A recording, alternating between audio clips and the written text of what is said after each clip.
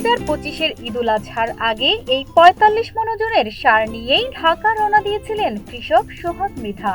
উদ্দেশ্য বিএনপির সাবেক চেয়ারপারসন বেগম খালেদা জিয়াকে উপহার দেয়া।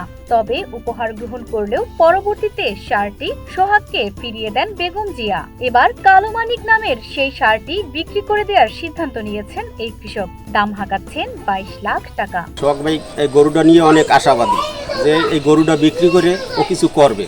২২ লাখ টাকা আমি দাম চাইছি, আর ওইটা আছে ১৮০০ কেজি ৪৫ মণ। ২০১৮ সালের শেষ দিকে ১,৩৭,০০০ টাকায় একটি ফ্রিজিয়ান গাভী কিনেছিলেন সোহাগ মৃধা। কেনার কিছুদিনের মধ্যেই গাভীটি একটি বাছুরের জন্ম দেয়। পরে গাভীটি বিক্রি করে দিলেও সেই বাছুরটিকেই নিজের সন্তানের মতো লালন পালন করতে থাকেন সোহাগ ও তার পরিবারের সদস্যরা। ভুসি, খৈল, সবুজ ঘাস আর খড়কুটা খাইয়ে বড় করা সেই বাছুরই আজ বিশালাকার ষাঁড়ে পরিণত হয়েছে, যার নাম দেওয়া হয়েছে কালো মানিক। সোহাগের গরুটার পিছে প্রতি ডেলি ১২০০-১৪০০ টাকা ও ইনভেস্ট করে।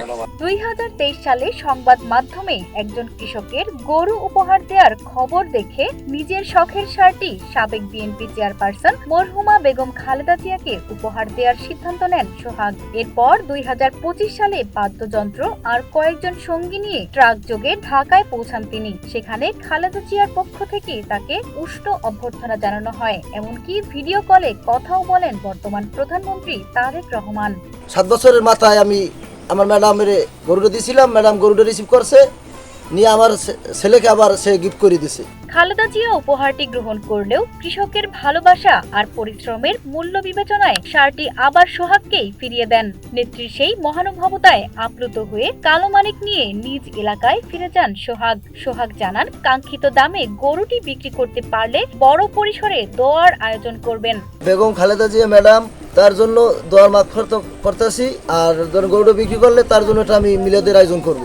এদিকে কালো মানিক বিক্রির খবর ছড়িয়ে পড়তেই সোহাগের বাড়িতে ভিড় করছেন উৎসুক মানুষ। কেউ কেউ বিশাল এই ষাঁড়টিকে এক নজর দেখতে ছুটে আসছেন। এত বড় গরু এই মির্জাগঞ্জ, পটুয়াখালী, বরিশালে এত বড় গরু কেউ হয় নাই। জেলা প্রাণী সম্পদ কর্মকর্তারা জানান, সঠিক পরিচর্যা আর উন্নত খাদ্য ব্যবস্থাপনার কারণেই কালো মানিক এত বড় আকার ধারণ করেছে। এই গরুটা এই বছর তিনি বাজারে তুলবেন। আশা করা যাচ্ছে যে এই গরুটা সে অধিক মূল্যে বিক্রি করবে এবং আবার সে আগ্রহ সৃষ্টি করবে যে বাংলাদেশের ভিতরে অন্যতম একটি গরু এরকম আরো উদ্যোক্তা সৃষ্টি হয় যেন তাকে দেখা দেখি এই আশাবাদ ব্যক্ত করে। আসন্ন ঈদুল আজহায় কালো মানিক কত দামে বিক্রি হয় সেটি এখন দেখার অপেক্ষা। Desk report, one digital desk.